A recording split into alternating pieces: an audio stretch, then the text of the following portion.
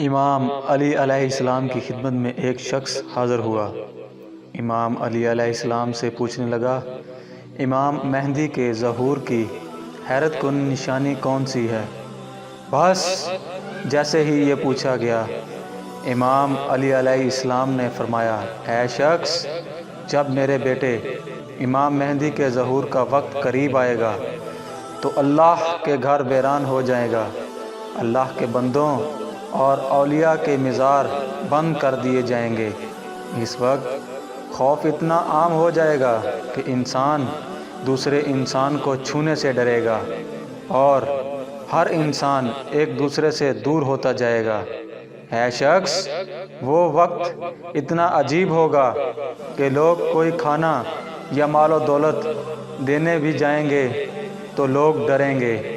اس وقت ہر انسان اپنے اپنے گھروں میں اذانیں دیں گے کہ اللہ کو